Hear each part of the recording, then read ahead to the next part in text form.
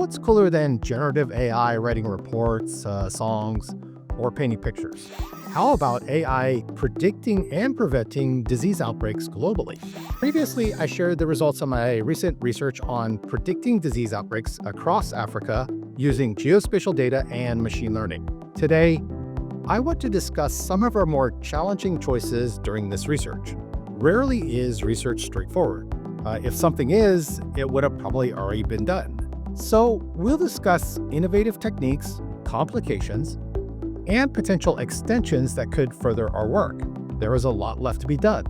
Let's discuss using advanced datasets like WorldPop and tackling complexities of class imbalance in machine learning. I will also share my vision for the future, an AI-driven health digital twin that could revolutionize public health decision-making. So let's jump right in.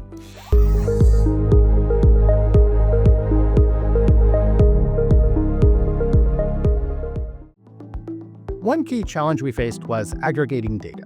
Our disease case counts came from WHO's IDSR system, and those are aggregated to district levels. To align with this, we had to aggregate other datasets like population density and environmental factors to the same level. While this made the data easier to work with, it also meant losing valuable geographic detail. For example, population and environmental data often have much higher resolutions than district-level averages. If we could work with higher spatial resolution disease data, then we wouldn't need to aggregate everything. Instead, we could rasterize all the data and apply computer vision techniques. These excel at analyzing raster data and preserving its detail. For now, though, this remains a future opportunity. WorldPop, a dataset we used, is an excellent example of how high-resolution data can propel science. It estimates population density by mapping buildings using deep learning applied to satellite imagery, and they use buildings as a proxy for population. Combining high-resolution disease data with datasets like WorldPop could allow us to explore even more precise modeling methods.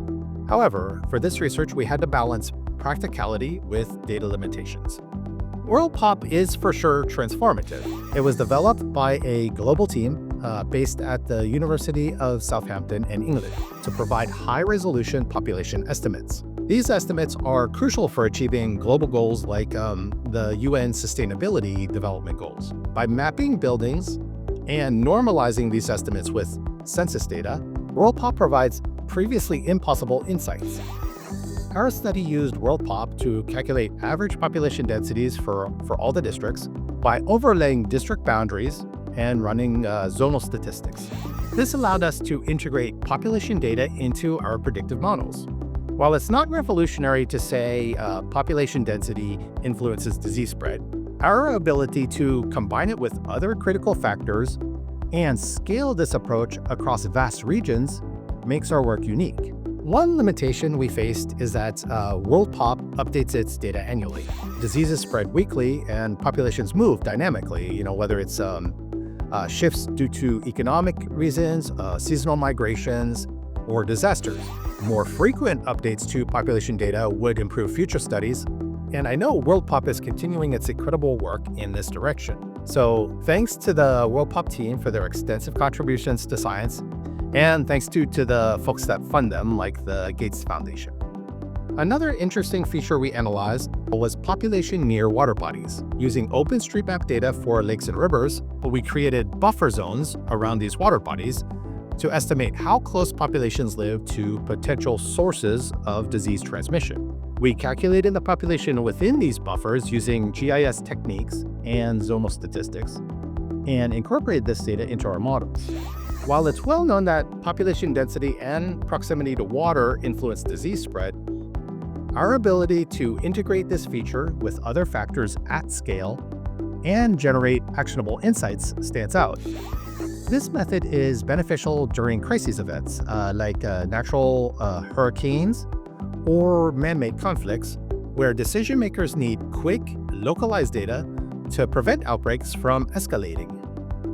One of the most demanding technical challenges we faced is class imbalance. In our dataset, many districts had 0 disease cases in a week, while only a few had positive cases. This imbalance made it difficult for our machine learning models to perform well, especially for diseases like yellow fever with fewer data points. We explored several solutions. First, we tried undersampling and random oversampling techniques to balance the data. Second, we tried using SMOTE to generate synthetic data for the underrepresented class. Third, we adjusted our evaluation metric to prioritize F1 score, ensuring the model performed well in both classes. The third method of training the model while specifying an appropriate evaluation metric produced the best results in our research. Despite these efforts, the imbalanced nature of some of the diseases limited the accuracy of our predictions. However, the model performed well for malaria, which was the most widespread in cases. I'm confident we could improve predictions for all diseases with more data. There has been much recent progress with using generative AI, which produces synthetic data, to overcome the challenge of imbalanced data. I like the concept behind SMOTE. Gen AI can generate synthetic data similar to your training data, producing more data for the model to learn. Gen AI's ability to create images, text, videos, even structured data is very valuable in generating the training data that machine learning models require to produce accurate and generalizable results.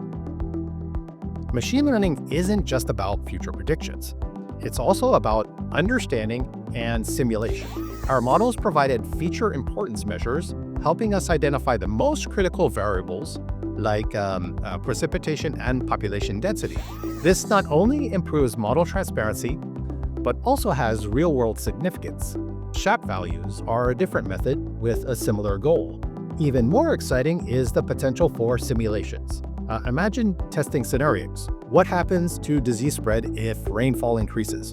How would a vaccination campaign impact outbreaks? Adding more controllable variables like water sanitation or education levels to the model could empower decision makers to allocate resources more effectively and make data-driven decisions for a healthier future. On a technical note, we extensively use zonal statistics to aggregate data for our study. Zonal statistics has broad applications for aggregating and simplifying data to zones, including cities, districts, countries, land cover classes, or virtually any geographic feature that can be represented as a polygon. This process involves calculating values like averages or sums for specific geographic zones.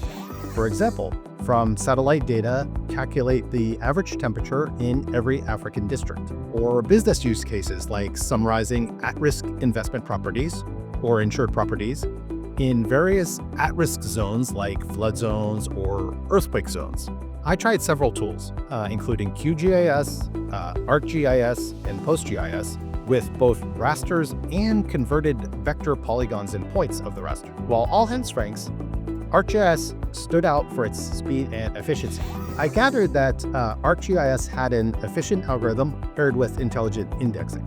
If you have the financial resources, you can explore commercial cloud solutions like WorldPop for those working with extremely large datasets requiring quick calculations.